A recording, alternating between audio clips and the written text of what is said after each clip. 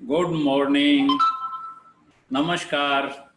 मैं अशोक श्री अरविंदो सोसाइटी के प्रतिनिधि के रूप में आप सभी शिक्षकों का, शिक्षाविदों का, ये तमाम वो लोग जो हमारे साथ आज जुड़े हैं उन सबका हार्दिक स्वागत करना चाहता हूं, हार्दिक अभिनंदन करना चाहता हूं।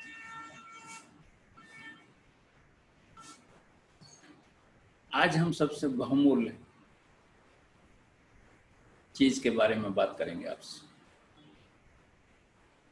अगर इन जनरल पूछा जाए तो कि दुनिया में सबसे बहुमूल्य क्या है, तो एक साधारण आदमी सोने की बात कर सकता है, चांदी की बात कर सकता है, हीरों की बात कर सकता है और अपने हिसाब से कुछ भी बेहतर बता सकता है। लेकिन आज हम उसकी बात करेंगे जिस पे हो सकता है कि एक आध्यात्मिक आदमी, एक सामाजिक आदमी कहे कि हीरा सबसे कीमती होता है, सोना सबसे कीमती होता है, और एक आध्यात्मिक आदमी कहे कि मेरे लिए उसका कोई अर्थ नहीं है। एक साधु कहे कि मेरे लिए उसका कोई अर्थ नहीं है। एक साधु कहे कि मेरी जो तपस्या है, जो मैंने तपस्या की है, उससे जो परिणाम मुझे प्राप्त हुआ है वो मेरे लिए सबसे बहुमूल्य है। लेकिन एक सामाजिक आदमी कहे कि उससे मेरा क्या लेना देना है, उससे मेरी समस्याएं हल नहीं होंगी। विवाद हो सकता है बहुत सारी चीजों पे, जिसे बहुमूल्य समझता है एक व्यक्ति, दूसरा व्यक्ति कह सकता है कि ये मेरे लिए तो बहुमूल्य नहीं है, मेरे लिए तो ये अमूल्य नहीं है, मेरे लिए बहुत कीमती नहीं है। लेकिन हम जो आज बात करेंगे उस पर सब सहमत होंगे कि हाँ, इससे बहुमूल्य कुछ नहीं है। आपने सुना होगा कि लोग कहते हैं कि समय बड़ा बलवान होता है। आपने सुना होगा ये तो वक्त ही बताएगा। आपने सुना होगा लोगों ने कहा कि ये तो वक्त की देन है जो आज आप जहां खड़े हैं।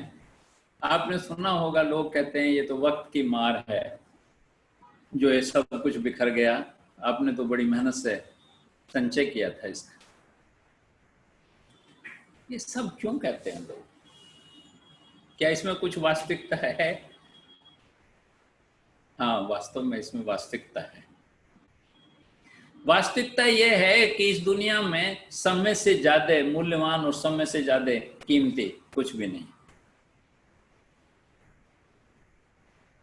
और अगर हिंदू मैथोलॉजी के हिसाब से देखा जाए तो लोग कहते हैं, हमारे दर्शन कहता है कि जीवन निश्चित होता है, इतना ही जीवन मिलता है आदमी को, उतना ही जीवन जी के जाता है। यानी कि उसके जीवन का समय तो निर्धारित है। अब उसी समय में जो निर्धारित समय है, एक व्यक्ति बहुत कुछ बेहतर कर जाता है, एक व्यक्ति सामान्य रह जाता है और एक व्यक्ति कुछ भी नहीं करता। आज जो भी पोजीशन है, चाहे वो सामाजिक पोजीशन हो, चाहे वो आध्यात्मिक पोजीशन हो, चाहे वो आत्मिक पोजीशन हो, किसी भी व्यक्ति की इस बात पर निर्भर करता है कि उसने समय का प्रबंधन कैसे किया है। वक्त तो सबके लिए एक सा है, 24 घंटे सबके लिए ही एक से होते हैं। लेकिन उस 24 घंटे में बहुत सारे लोग बहुत क्रिएटिविटी के साथ काम करते हैं और कुछ लोग क्रिएटिविटी के साथ नहीं काम करते। कुछ लोग तो उस समय का दुरुपयोग भी करते हैं। यानी कि जब काम ही नहीं करते और आलस्य के कारण आप किसी एक स्थान पर बैठे रहते हैं, या कुछ ऐसा काम करते हैं जो क्रिएटिव नहीं है बल्कि आपको डिस्ट्रॉय कर रहा है, आपको नष्ट कर रहा है, तो निश्चित रूप से वो आपको नुकसान पहुंचा रहा है। तो समय का जो प्रबंधन है ये बहुत महत्वपूर्ण है। तो अगर इंग्लिश का शब्द जैसे टाइम है, तो अगर हम उसका संधि विच्छेद करें अपने हिसाब से, ये सैद्धांतिक रूप से उसका संधि विच्छेद नहीं कहा जा सकता, लेकिन श्री अरविंदो सोसाइटी ने समझाने के लिए उसका जो संधि विच्छेद किया है वो इस तरह से किया है कि टाई माने बांधना, मी माने मुझे। समय कहता है आपसे कि अगर जीवन में सफल बनना चाहते हो, अगर जीवन में सफल बनना चाहते हो तो मुझे बांध लो। क्वेश्चन ये उठता है कि समय को आज तक कोई बांध पाया है क्या? समय को तो कोई नहीं बांधता। अभी 1 सेकंड पहले जो मैंने कहा था वो व्यतीत हो गया, वो बीत गया।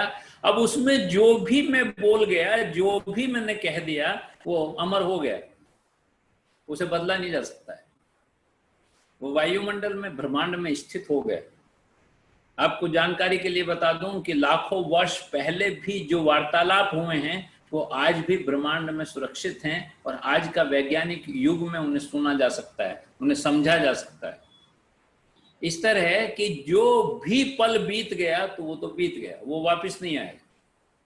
समय को तो नहीं बांधा जा सकता। समय तो अपनी गति से चलता रहता है, उसे बांधने का कहाँ हिम्मत है आप में कि उसे समय को रोक दें। हाँ, कहानियों के रूप में हो सकता है, कुछ इतिहास में कुछ कहानियां ऐसी स्थापित हुई हों जिसमें समय को बांधने की बात कही गई हो, लेकिन समय बांधता नहीं है। वास्तविकता तो यही, समय तो बनता नहीं, और समय को मैनेज करना है। समय का प्रबंधन की हम बात कर रहे हैं, तो फिर हम समय का प्रबंधन कैसे करें? तो समय का प्रबंधन ऐसे करें कि जो हमारे कार्य हैं, जो हमें करने हैं, उनकी उपयोगिता क्या है, और हमें उस कार्य को करने के लिए समय कितना दिया गया है। तो किसी भी कार्य को उसकी उपयोगिता के अनुसार हम अगर समय का प्रबंधन करते हैं तो वो समय प्रबंधन कहलाता है, टाइम मैनेजमेंट कहलाता है। फिर मैं एक बार रिपीट कर देना चाहता हूं कि हमें जो कार्य करने हैं उनकी उपयोगिता क्या है, ये हमें जानना है, और उनकी उपयोगिता जानने के साथ ही हमें समय का बंटवारा करना है, समय का मैनेजमेंट करना है। दैट इज टाइम मैनेजमेंट या समय प्रबंधन। अब हम समय के उपयोगिता की जब बात कर रहे हैं, तो समय के उपयोगिता की जब बात कर रहे हैं तो हमें समय को, अपने कार्य की जो उपयोगिता है, उसे कुछ हिस्सों में बांटना पड़ेगा। हिस्सों में बांटना पड़ेगा तभी तो हम उसके अकॉर्डिंग समय देंगे उसे। अन्यथा तो एक ही स्थिति में तो बहुत सारे कार्य, बहुत सारे विचार आपके मस्तिष्क में आते रहते हैं। आपको आश्चर्य होगा, 50 से 60 हजार विचार आपके मन में आते हैं 24 घंटे में। लाइन लगी रहती है विचारों की। बहुत सारे कार्य हैं जो आपको करने होते हैं, लेकिन बहुत सारे विचार आते हैं, आप उनमें विचारों में देखते हो इसे तो का ये तो निरर्थक है, इसमें हम मुझे कुछ नहीं करना है, मेरी कोई भूमिका नहीं है, उसे छोड़ देते हैं। लेकिन कुछ पकड़ लेते हैं, या वो विचार आपको पकड़ लेते हैं, ये तो तुम्हें करना ही पड़ेगा। तो अगर हम समय का प्रबंधन करना चाहते हैं तो हमें अपना जो समय है, जो अपने कार्य हैं, उन्हें बांटना पड़ेगा। कैसे बांटना पड़ेगा? कि आपके जीवन में कुछ कार्य होते हैं जो अर्जेंट भी होते हैं और इम्पोर्टेंट भी होते हैं, महत्वपूर्ण भी हैं और तुरंत भी करने हैं। कुछ ऐसे हैं कि वो अर्जेंट तो हैं लेकिन महत्वपूर्ण नहीं है, थोड़ा देर में भी किए जा सकते हैं। नहीं, तुरंत किए जाएंगे लेकिन थोड़ा सा रुक के भी किए जा सकते हैं। कुछ ऐसे हैं जो महत्वपूर्ण हैं लेकिन अर्जेंट नहीं है, और कुछ ऐसे हैं कि वो अर्जेंट भी नहीं है और महत्वपूर्ण भी नहीं, आराम से किए जा सकते हैं। तो 4 हिस्सों में हम अपने कार्य को बांट सकते हैं। इसे मैं एक छोटे से उदाहरण से आपको समझाना चाहता हूं, ताकि आपको ये बात क्लियर हो जाए कि वास्तव में क्या अर्जेंट है, क्या इंपॉर्टेंट है। क्या इंपॉर्टेंट तो है लेकिन अर्जेंट नहीं है, क्या अर्जेंट भी नहीं है, इंपॉर्टेंट भी नहीं है। तो ये 4 हिस्सों को जो हम बांट रहे हैं, उसे एक छोटी सी घटना से मैं आपको समझाना चाहता हूं कि हम अपने कार्य की उपयोगिता को किस तरह से डिवाइड कर सकते हैं, किस तरह से उसे बांट सकते हैं, किस तरह से उसका समय प्रबंधन कर सकते हैं। सुबह का समय है, नाश्ते की टेबल पे हैं सब लोग। घर में 4 व्यक्ति हैं। एक बूढ़ी माँ है जो उठने में असमर्थ है, एक पत्नी है जो पूरा किचन का, घर की सफाई का सारा काम देखती हैं, एक पुरुष हैं जो सर्विस करते हैं किसी ऑफिस में, वही जरिया है कि वो आएगा घर में तो खाना बनेगा या घर का काम चलेगा। एक बिटिया है जो स्कूल में पढ़ती है। बुढ़िया माँ अपनी कुर्सी पर आराम से बैठी हैं। जो पत्नी है वो पूरी भागम भाग के साथ नाश्ते का प्रबंध कर रही हैं। बिटिया तैयार होके अपने स्कूल की ड्रेस पहन के आके टेबल पे बैठ गई है, नाश्ते के टेबल पे। और पुरुष भी अपने सब नहा धो के कपड़े पहन के तैयार होके टेबल पे आके बैठ गए हैं कि नाश्ता करूं तो ऑफिस जाऊं। अब नाश्ता परोस दिया गया, नाश्ता कर रहे हैं, कुछ कर लिया है, कुछ बकाया है। इतने में ही जो गृहिणी है वो एक गिलास का दूध ला के रखती है बेटी के लिए और एक चाय का कप रखती है उस पुरुष के लिए। और किसी कारण से जो पति की चाय है उसमें बेटी का हाथ लग जाता है और वो चाय बिखर जाती है। और जैसे ही चाय बिखरती है और वो चाय, गरम चाय जो है वो पुरुष के कपड़ों पे कुछ गिरती है और जैसे ही वो खड़ा होता है उसका हाथ दूध के गिलास पर लग जाता है और दूध भी बिखर जाता है और वो बिटिया के कपड़ों पर गिर पड़ता है। चाय भी बिखर गई और दूध भी बिखर गई। केवल और चाय दूध नहीं बिखरी बल्कि पतिदेव के कपड़े भी खराब हो गए और बिटिया के भी कपड़े खराब हो गए। आप सब जो मेरे से जुड़े हैं वो सब अच्छी तरह जानते हैं कि सुबह का समय बहुत ऐसा होता है कि एक एक मिनट का समय होता है। और ये भी जानते हैं कि अगर इस तरह की घटना हो जाए तो आरोप प्रत्यारोप शुरू हो जाते हैं। पति के जो घिसे पिटे डायलॉग हैं, देख के नहीं करती हो काम, पता नहीं क्या करती हो, कहां दिमाग रहता है, तो शुरू हो गया। बिटिया अपने कपड़े झाड़ रही है, वो सोच रही है क्या करूं, जल्दी से कपड़े बदलूं, नहीं करूं, क्या करूं। एक बार तो पत्नी पी जाती है, आपका आरोप प्रत्यारोप। गलती तो हो सकती है पत्नी की रही हो या किसकी रही हो, लेकिन ज्यादातर महिलाओं की आदत है कि वो आपके आरोप प्रत्यारोप को एक बार सह जाती है, लेकिन आप कंटिन्यूअस बोलते हो तो फिर प्रतिक्रिया होनी आवश्यक है। जैसे ही उन्होंने दोबारा तिबारा कहा तो पत्नी ने कह दिया, सुबह से फिरकनी की तरह काम करती हूँ, कोई सहयोग नहीं करता है, माँ है बस कुर्सी पे बैठी रहती है, आप कोई सहयोग नहीं करते हैं। और झंझट शुरू हो गया। अब जो एक्चुअल काम था उसे तो भूल गए। इतने में ही जैसे वो झंझट शुरू हुआ वैसे ही गेट के बाहर या गली के बाहर हॉर्न की आवाज आ रही है, बच्ची के हॉर्न, जो बस में बच्ची जाती थी उसके हॉर्न की आवाज आ रही है। वो बार बार ड्राइवर हॉर्न बजा रहा है क्योंकि बच्ची नहीं आई है। लेकिन वो कब तक इंतजार करता, मिनट या 2 मिनट, इतना ही करेगा ना इंतजार। प्रतिदिन तो बच्ची खड़ी मिलती थी, आज खड़ी नहीं मिली तो उसका फर्ज था कि उसने हॉर्न बजा के बता दे कि मेरी बस आ गई है, मैं जा रहा हूं। और जब बच्ची नहीं पहुंची तो ड्राइवर क्या करेगा? ड्राइवर ने गाड़ी स्टार्ट की और चला गया।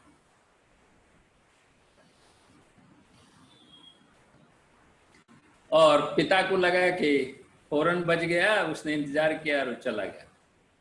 अब तो और गुस्सा आ गया, ऐसा लगा कि जैसे बच्ची के ना जाने का कारण भी पत्नी ही है। तो पत्नी को और कुछ कहना शुरू कर दिया, छूट गई ना बस, आपकी वजह से छूट गई, बच्ची का स्कूल गया, पता नहीं कैसे काम करते हो, देखो अब स्कूल छूट गया बच्ची। खैर फिर वो बच्ची के कपड़े वपड़े बदले, कहा कि तुम अपने कपड़े बदलो, बच्ची ने कपड़े बदले। फिर दूध का गिलास आया, दूध का गिलास पिया, पुरुष ने भी अपने कपड़े बदले। इसमें 10-20 मिनट तो लगेगी।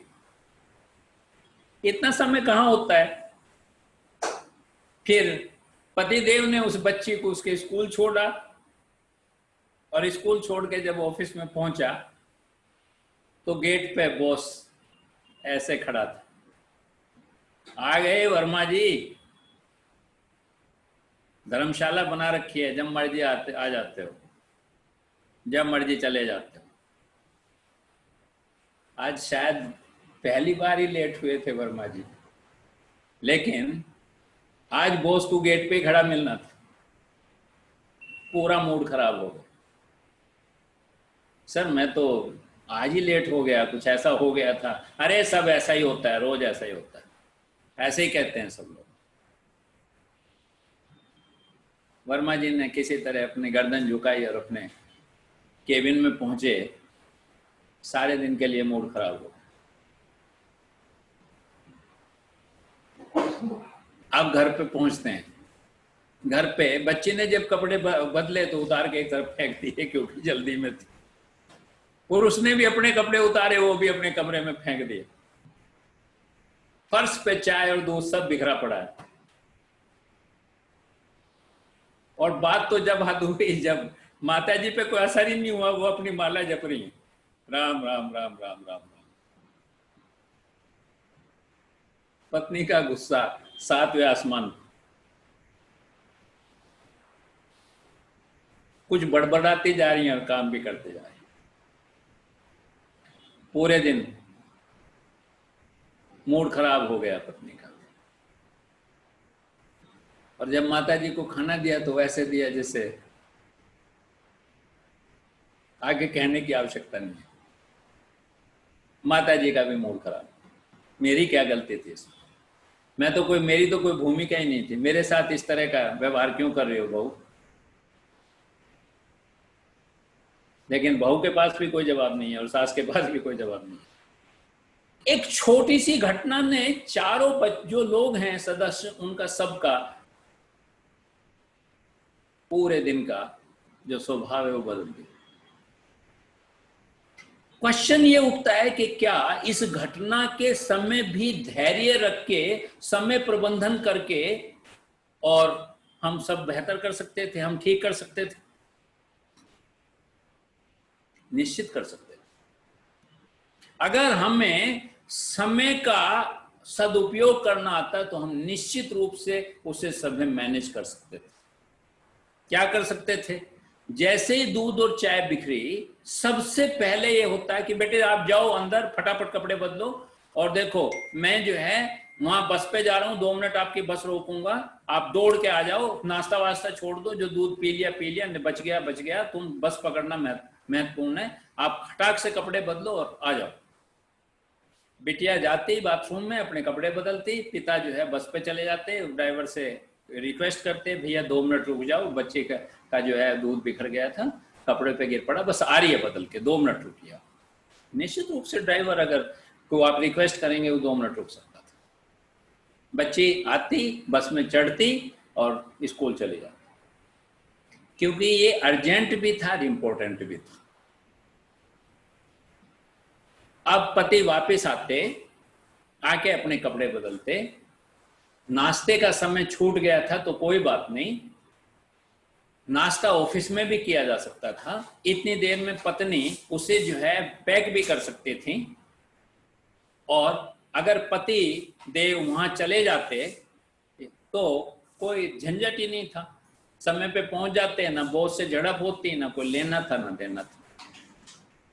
तो जो पति का व्यवहार था वो महत्वपूर्ण तो था, इंपॉर्टेंट तो था, लेकिन अर्जेंट नहीं था। उससे अर्जेंट क्या था? अर्जेंट था कि लड़की को बस पकड़वाना है, वो इंपॉर्टेंट भी था और अर्जेंट भी था। ऐसे ही जो कपड़े पति ने उतारे या बिटिया ने उतारे, उन कपड़ों को पानी में डालना तो अर्जेंट था, लेकिन इंपॉर्टेंट नहीं था कि अभी धोए जाएं।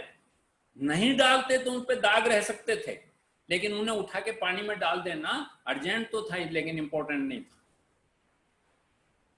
और एक काम ऐसा भी था जो इंपॉर्टेंट भी नहीं था और अर्जेंट भी नहीं था। वो क्या था? वो ये था कि जो फर्श पे दूध और चाय गिर पड़ी थी या टेबल पे गिर पड़ी थी, उसे आराम से भी हैंडल किया जा सकता था। अर्थात ना वो इंपॉर्टेंट था ना वो अर्जेंट था।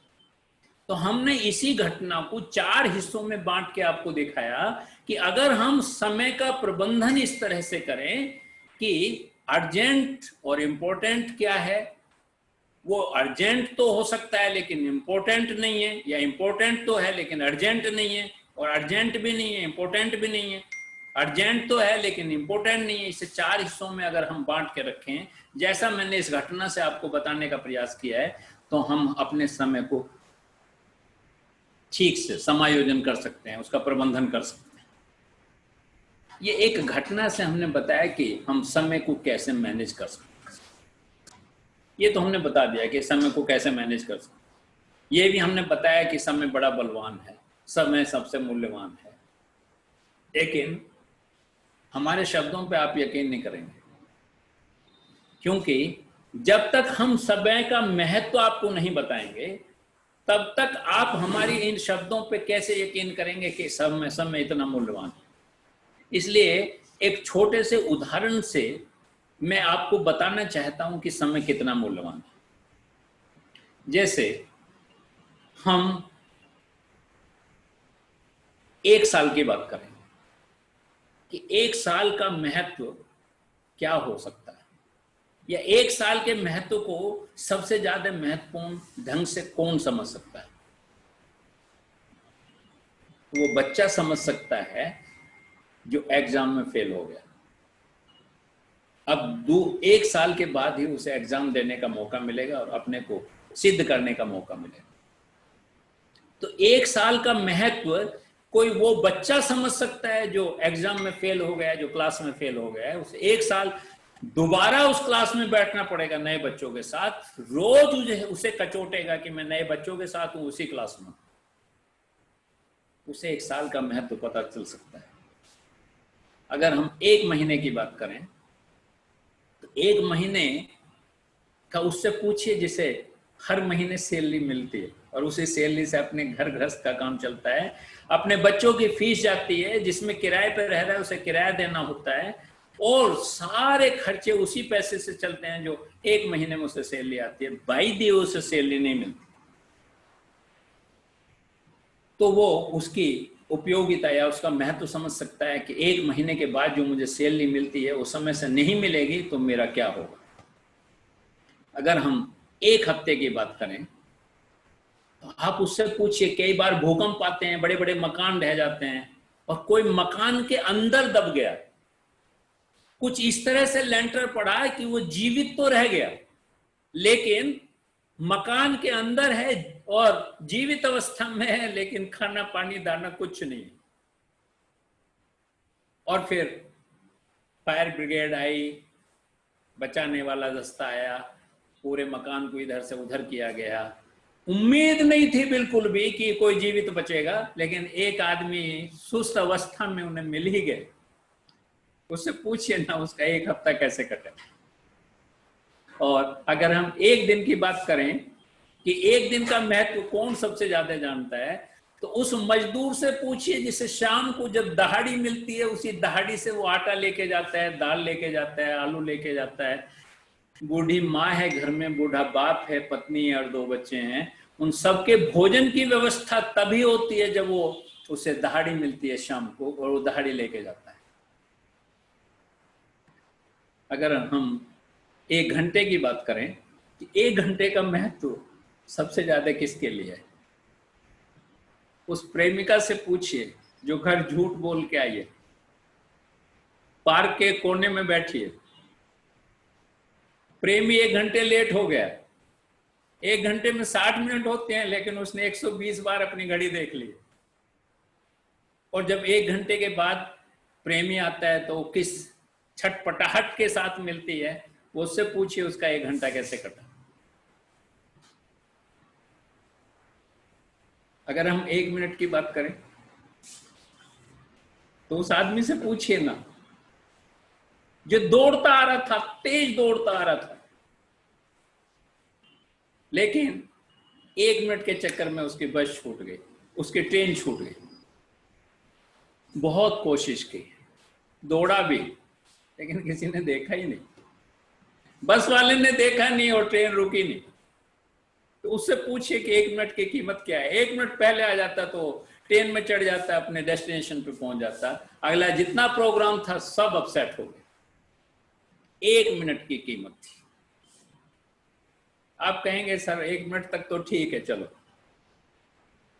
1 सेकंड की तो कोई कीमत वीमत नहीं होगी, नहीं दोस्तों, 1 सेकंड की भी बहुत बड़ी कीमत।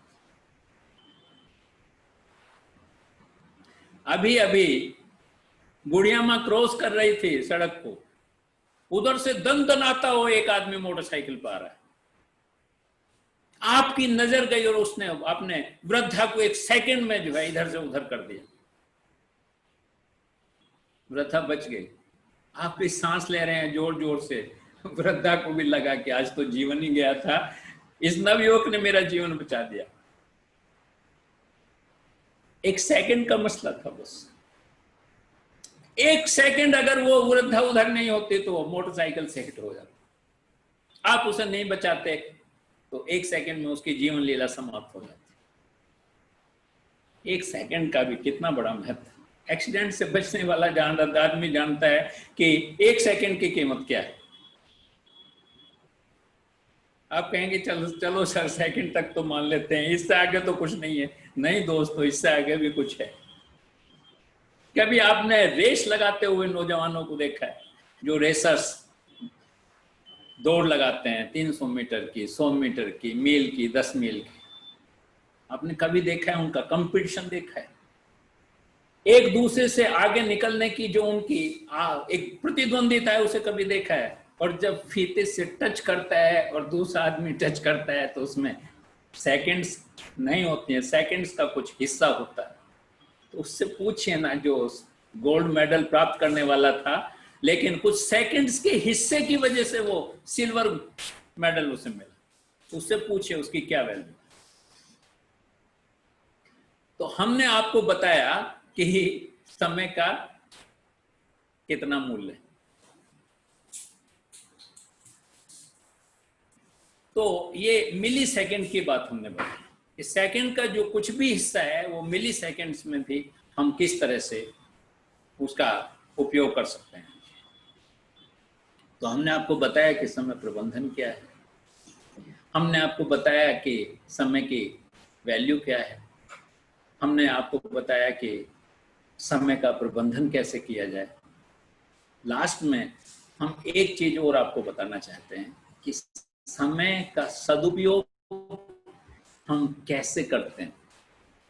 उसके लिए मैं एक उदाहरण आपको देना चाहता हूं। मैं एक उदाहरण देना चाहता हूं कि सपोज कोई स्कीम आए, और वो स्कीम आए कि बैंक प्रतिदिन आपको 86,400 रुपए देगा, लेकिन शर्त एक है कि आपको उसे 24 घंटे में खर्च करना। अगर 24 घंटे में उसमें से कुछ बचा तो बैंक उसे वापस ले लेगा और अगले दिन पैसे नहीं देगा। इसलिए आपको हर हालत में 86,400 रुपए खर्च करने हैं। अब बैंक ने एक दिन दिए, आपसे अगर मैं सबसे क्वेश्चन करूं कि आप कहां खर्च करेंगे, तो निश्चित रूप से सबके जवाब अलग होंगे। कोई कहेगा कि मैं जेवर खरीद लूंगा, कोई सोना खरीद लेगा, तो कोई मकान की बात करेगा, कोई दुकान की बात करेगा। सब अपनी रिक्वायरमेंट्स के हिसाब से करेंगे। हो सकता है कि पहले दिन आपको वो पैसा खर्च कर लें, फिर दूसरे दिन भी मिलना है, फिर तीसरे दिन भी मिलना है, फिर चौथे दिन भी मिलना है, फिर 5वें दिन भी मिलना है। कितना खर्च करेंगे?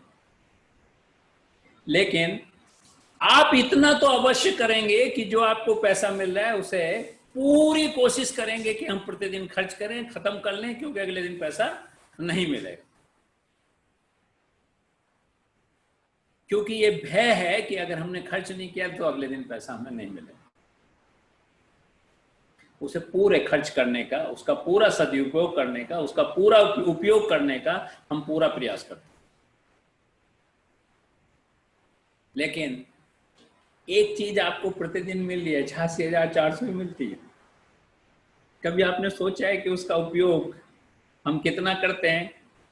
हाँ, प्रकृति, समष्टि, ईश्वर सब इतना दयावान है, इतना करुणामयी है कि आप खर्च नहीं कर पाते, उसका मिसयूज भी करते हैं, तब भी आपको प्रतिदिन बांट देता है, दे देता है।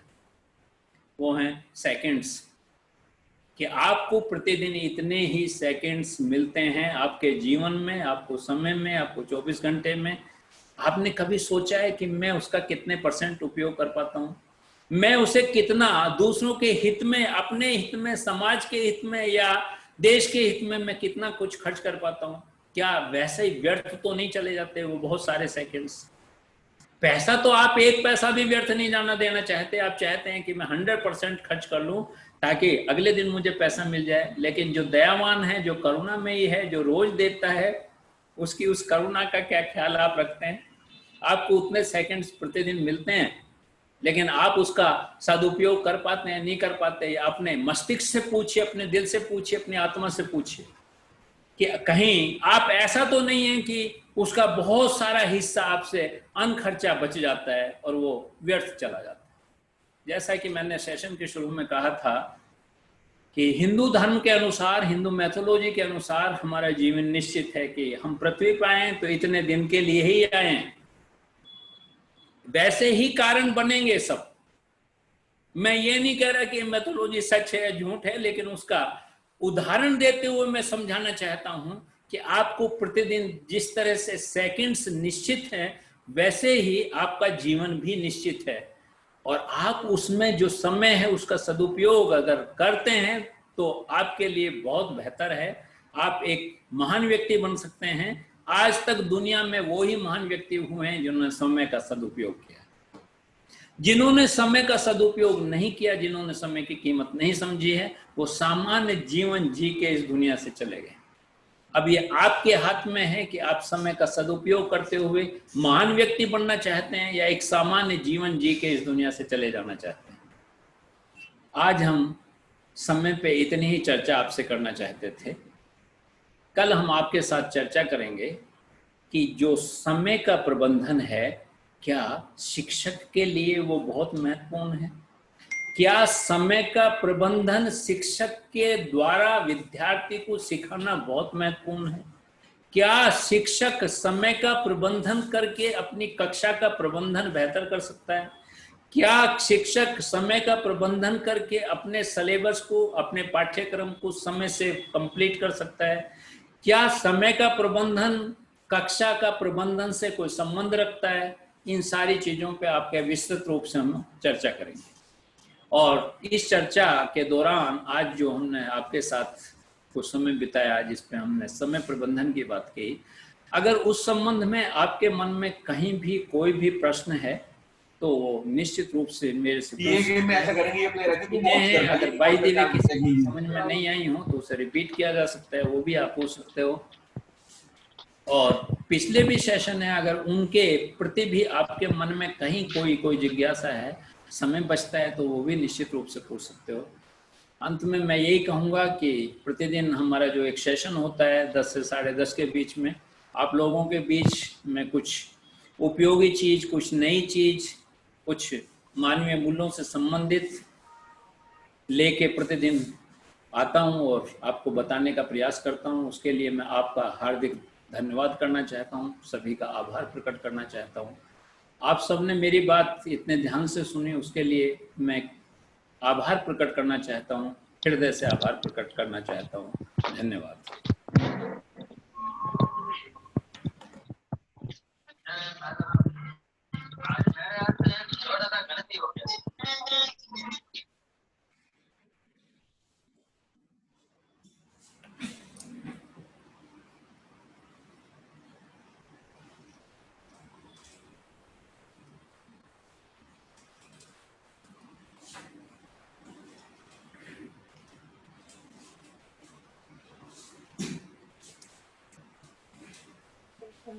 जो जितना जितना उसके अंदर इंजीनियर होता था, बाल कटिंग होता था, ये जो अलग अलग कर वही जो करता था ना, उसी बहालों पे वो सब खत्म कर दिया है।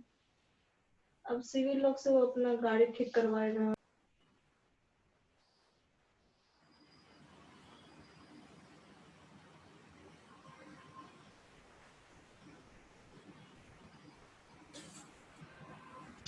मैं क्या समझूं कि सेशन इतना अच्छा हुआ कि सब कुछ आपकी समझ में आ गया, या मैं ये समझूं कि सेशन में कुछ भी ऐसा नहीं था जो आपके अंदर जिज्ञासा पैदा कर सके?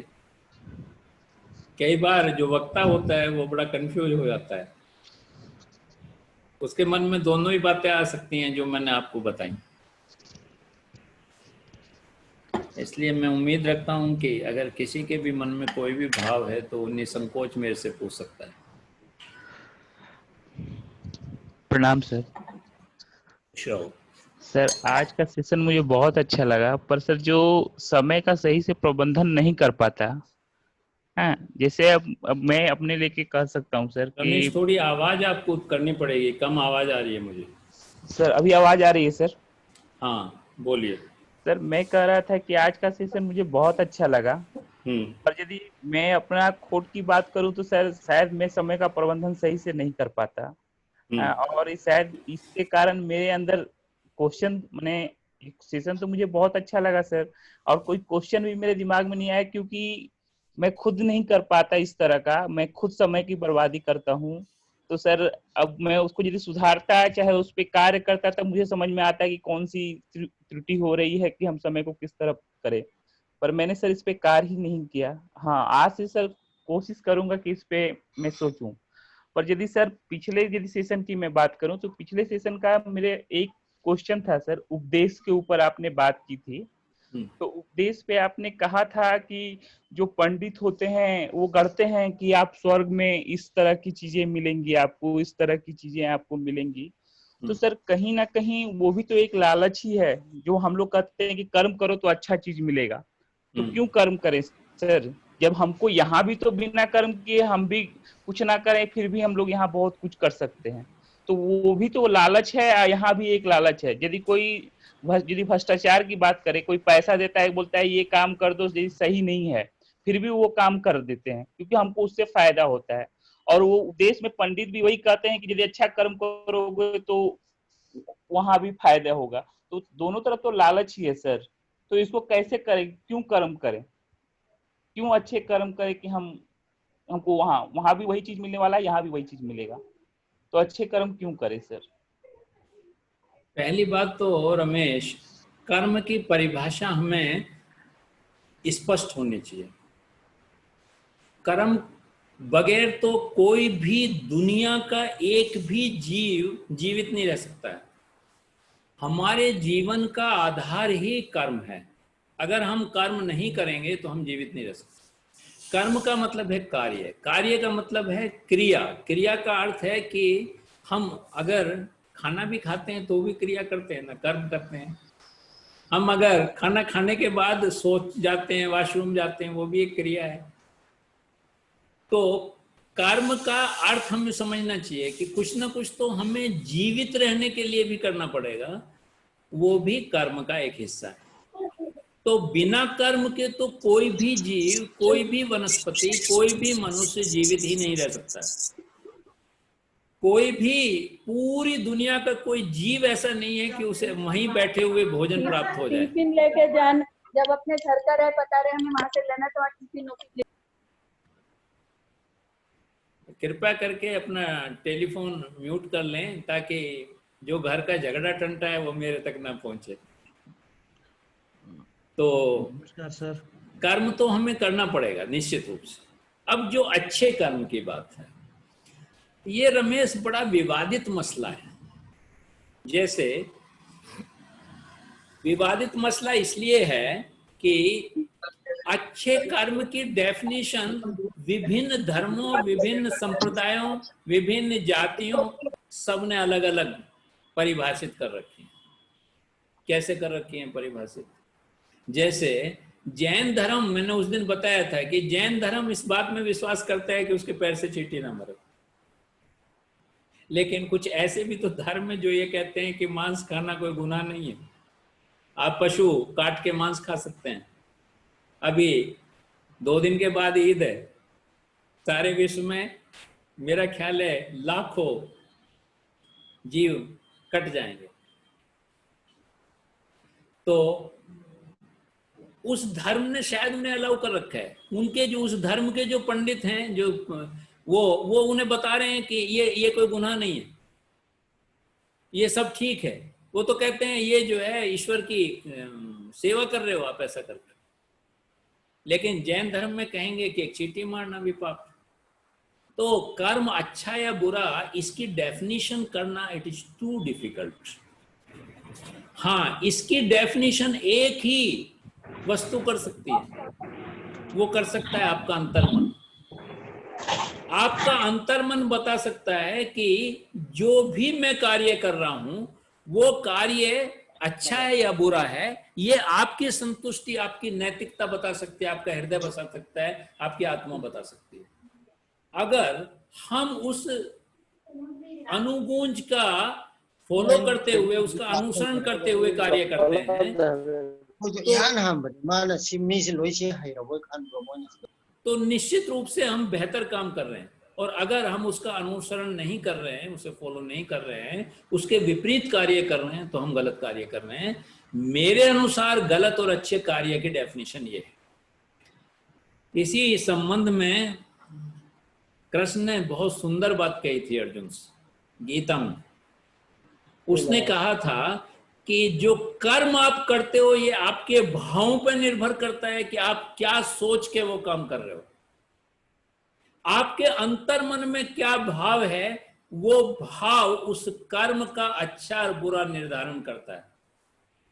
हत्या करना भी बुरा नहीं है, और हत्या करना महापाप है।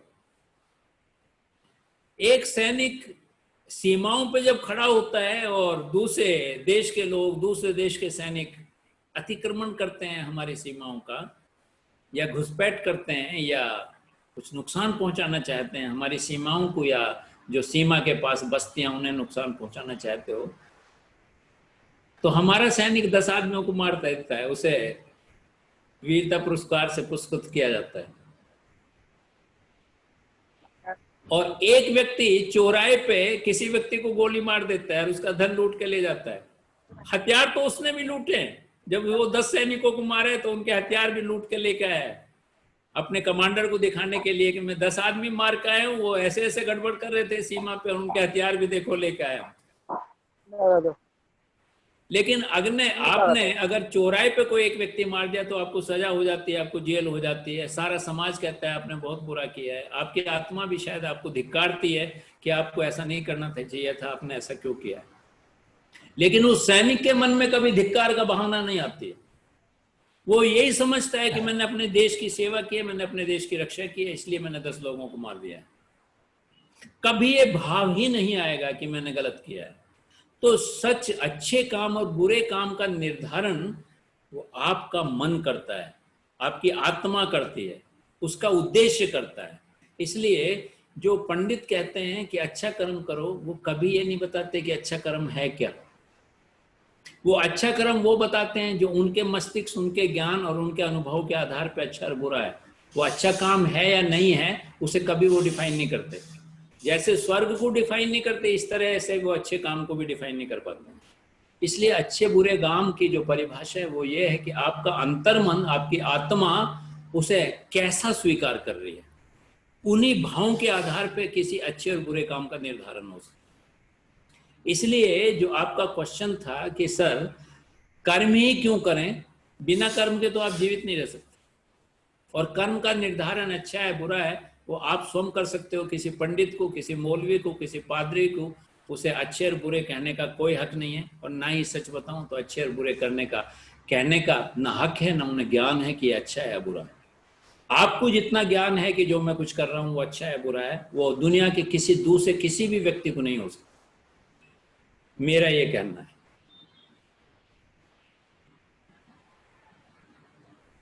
Thank you. किसी और का कोई प्रश्न हो तो निश्चित रूप से पूछ सकता है।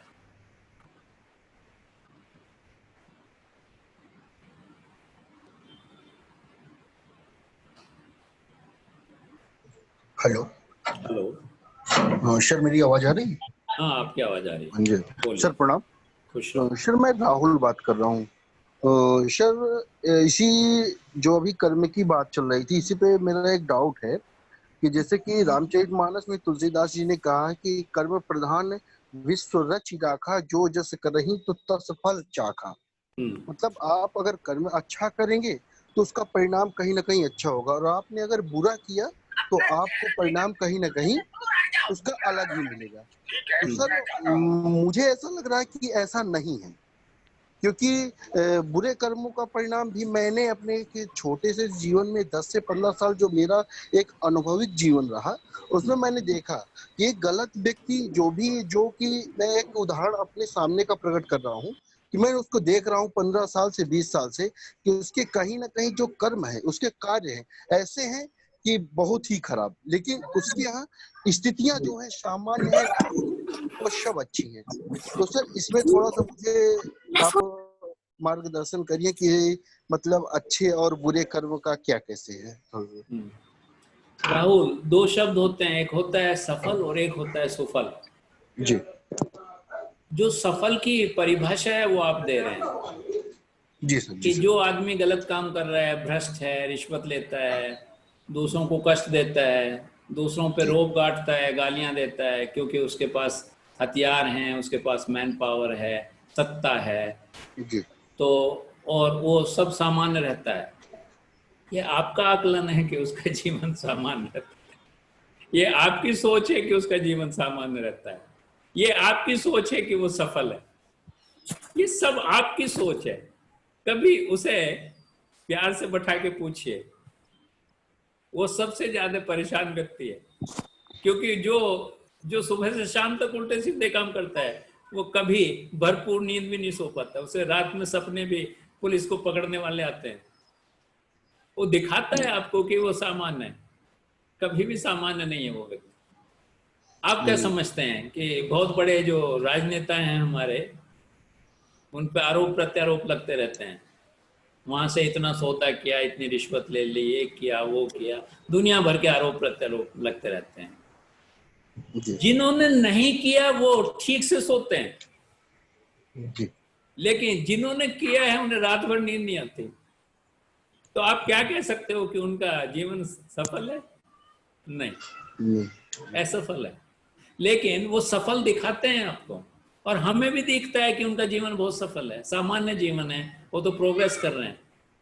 और पता नहीं राहुल, मैंने अपनी जिंदगी में, मैं एक घटना बताता हूँ। मैं गांव का रहने वाला हूँ, मेरा जीवन गांव में पला है, बड़ा हूँ मैं।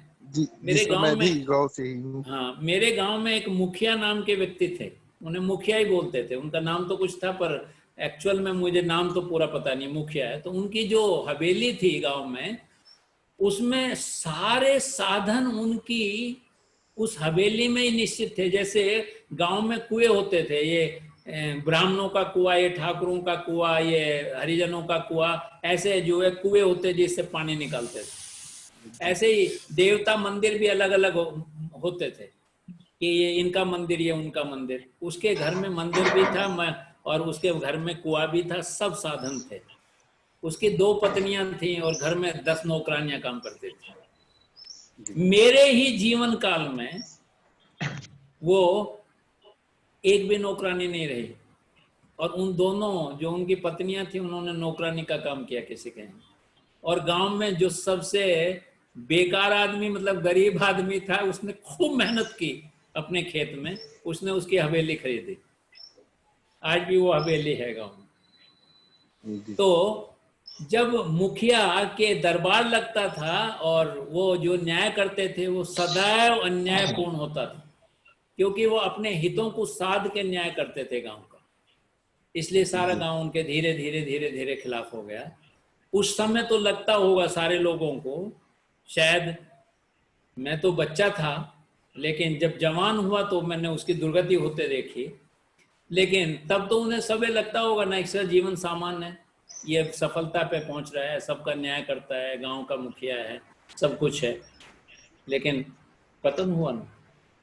इसी तरह मैं, आप बहुत सारे उदाहरण अपने देश में देखिए, बहुत सारे राजनेता जिन्होंने बहुत कनिंगनेस के साथ राजनीति की, उनका हश्र क्या होता है। कुछ लोग जेल में पड़े, मैं नाम नहीं लेना चाहता।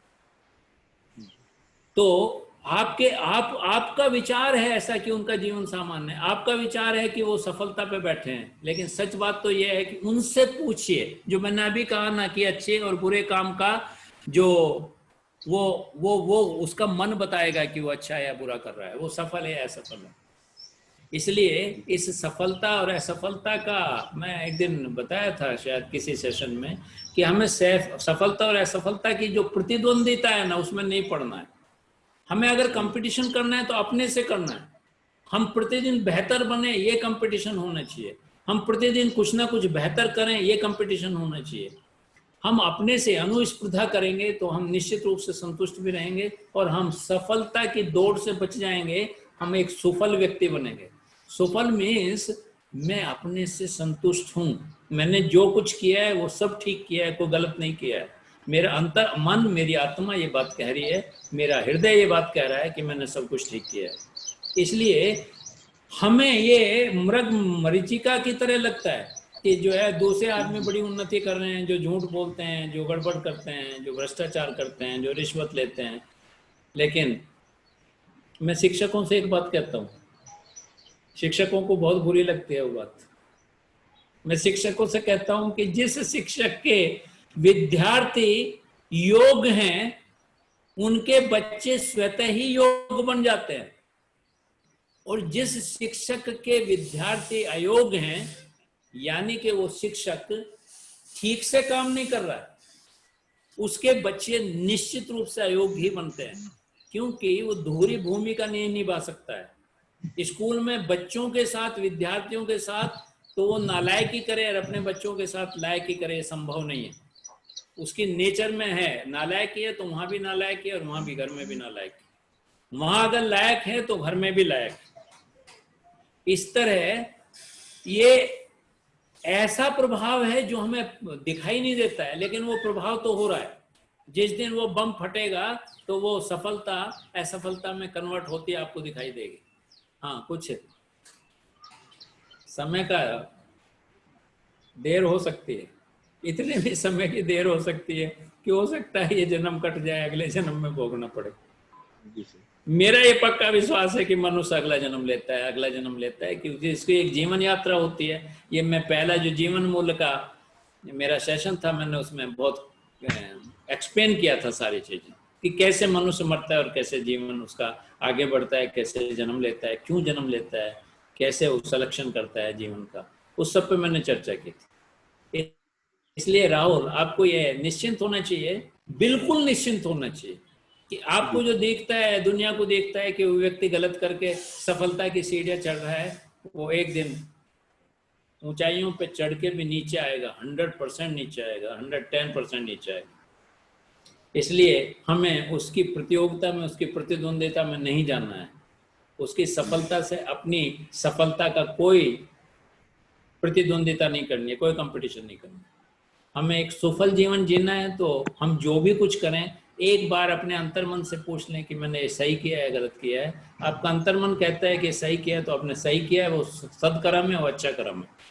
आपके अंतरात्मा कहती है कि ये गलत हुआ है मेरे से, तो उसका पश्चाताप करना चाहिए। और पश्चाताप यही होता है कि भविष्य में हम ऐसा नहीं करेंगे, बस यही पश्चाताप है और कुछ नहीं।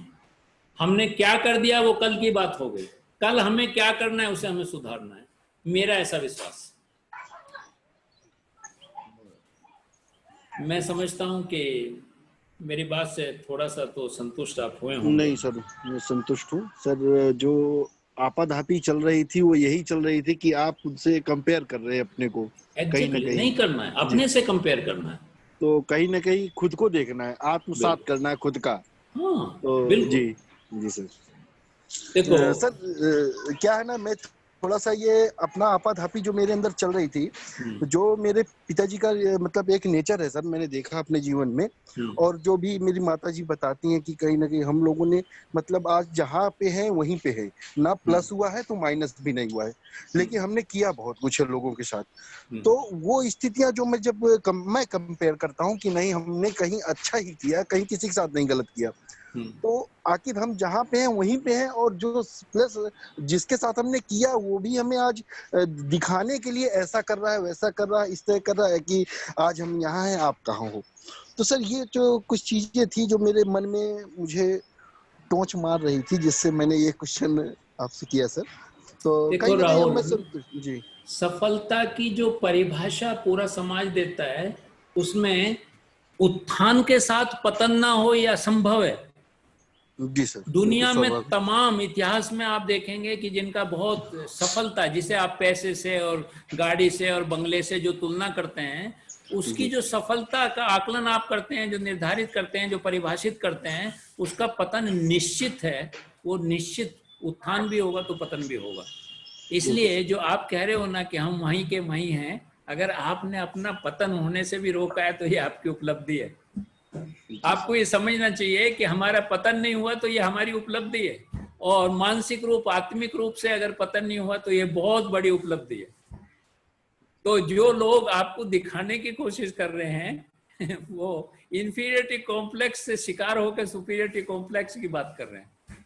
सदा सुपीरियरिटी कॉम्प्लेक्स की बात करता ही वो है जिसमें इंफीरियरिटी कॉम्प्लेक्स, जो अंतर मन से ये समझता है कि मैं खोखला हूं, वो दिखाने का प्रयास करता है। इसलिए किसे दिखाना है? अगर दिखाना ही चाहते हो तो अपने को दिखाइए। अपना मन संतुष्ट हो जाए तो समझिए कि मैं संतुष्ट हूं। अपना मन आपको भरोसा दिलाए कि आपने सही किया है तो आपने सही किया है। इसलिए कौन क्या कर रहा है ये गड़बड़ है, सोच नहीं सोचना है। जी सर। चलिए अब राहुल, हमारा सर, समय हो गया है और जी सर। सामने से इशारा है कि सर सेशन खत्म करना पड़ेगा आपको। ओके सर, इसलिए प्रणाम सर। मैं खुश रहो। मैं हृदय से उन सब लोगों का एक बार फिर धन्यवाद करना चाहता हूँ, आभार व्यक्त करना चाहता हूँ जो लोग प्रतिदिन हमारे साथ जुड़ते हैं। हम पूरा प्रयास कर रहे हैं कि हमारे पास जो भी कुछ ज्ञान है, जो हमारा अध्ययन है, जो हमारा अनुभव है, वो आप सब लोगों में हम बांटने का प्रयास कर रहे हैं और ये हम कंटिन्यू रखेंगे। तो एक बार मैं फिर हृदय से उन सभी लोगों का धन्यवाद करना चाहता हूं जो हमारे साथ जुड़े और जिन्होंने हमें ध्यान से सुना। आभार।